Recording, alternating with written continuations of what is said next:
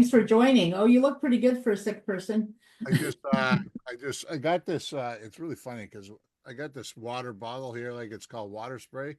I just spray my hair, Uh-huh, very good. like my hair messy, like I always have. You know what I mean? It's good hydration for the face. Tell us about goals. Goals. Where do you want to begin? I actually right now I'm working on some massively big things. Behind the scenes, I've been doing it for about a year. I haven't told a soul, but this here is going to help both of you girls out in the future because basically it's a database. It's a huge database you could bounce off of and bring 100 to 1,000 to 10,000 to 100,000 people to your niche, right? So, I mean, my website right now, I've only had it out for a year and I'm getting almost 200 people visiting a month because I haven't really advertised it yet though. You know, I just started advertising it now. So I've only been in this business for a year. The coaching one I'm doing now ever since I sold the Magnetic Entrepreneur, which we could bring that back up to a high level with this database. So I mean, like I got some big things planned for the both of you. I just don't tell people the stuff I do. They always see me winning. I just won one of the best businesses in Canada. You know what I mean? And it's only been out for a year, but it's not the business that's keeping it going. It's the reputation of me, right? That's the difference. A lot of people say, oh, the business is not doing anything. Well, who's working behind the scenes? What are you doing behind the scenes? Are you participating in with the crowd? Are you actually going to events to get to know people, to market yourself? Are you advertising stuff to help yourself? I mean, you don't have to pay money to advertise.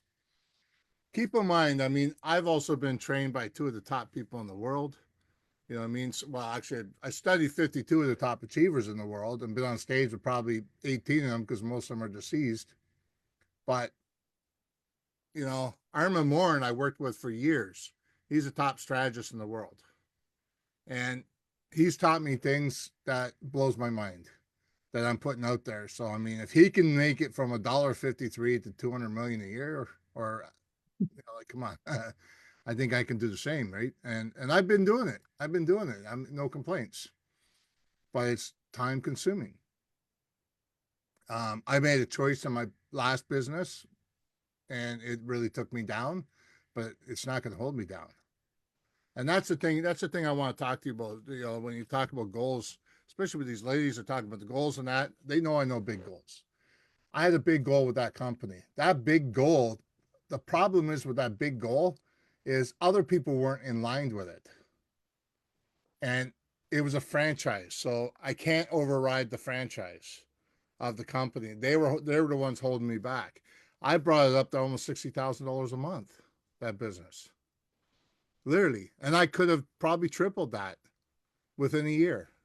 But unfortunately, the last owner that owned it didn't pay their bills. And they owed a couple $100,000 easily on back taxes. And guess who got stuck with it? Because you know, that's one thing you got to do is make sure when you go through a lawyer, is make sure all the stuff beforehand is paid off. But the CRA, you got to make sure there's a clause in there because the CRA doesn't give a crap who owns it. They're being paid no matter what. They don't care if you just took the business over and that lawyer letter is there. They don't care. That's the problem. You want to make sure there's no back taxes on before you buy it because otherwise you're owning that debt. And I did that. And I owned it. I didn't like it. Sometimes it happens, right?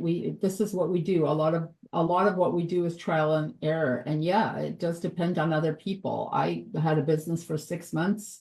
Gosh, this was like maybe 20 years ago.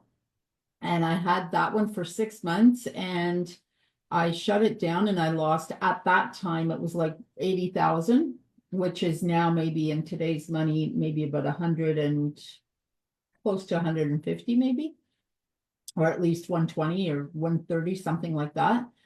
It is what it is. I mean, wasn't a pleasant thing, but I learned a lot. If you don't have the failing forward, you won't make it.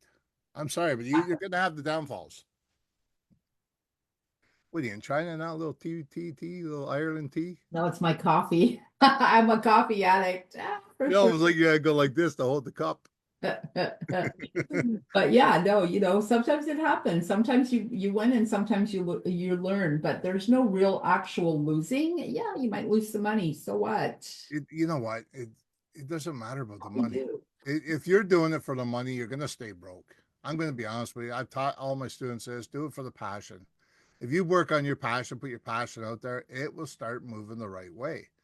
I didn't make $1 million looking around, working on, where can I get money from? Where can I get money from? No, I worked on, who can I help? What solutions do I have for these people? I kept doing surveys after surveys after surveys, asking what kind of problems are you having? Like right now, I'm starting to move again and get things going. And you know what? I'm going to be asking what kind of stuff is holding you back from making your business bigger. I have solutions to the problem that are huge.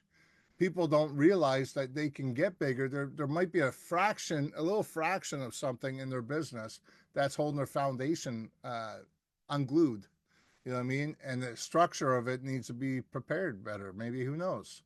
And that's what I focus on. I focus on the passion. I focus on the structure, and I focus on the strategies that go out there. I mean, I got some formulas that are huge, and I know they work well. I mean, Marianne's come a long ways.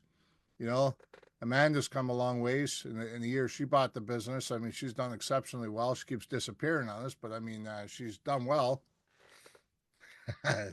She'll come on here and start shaking her head again. No, she's just, you know what, she's supposed to be on at noon and then we had to change some stuff and Rhonda Swan will be on later. She'll be joining us at 1:30. You know her. Talking to her the other day. I've got Jason that's just finishing up a meeting and he'll be joining us. I don't even know what time I was supposed to be on.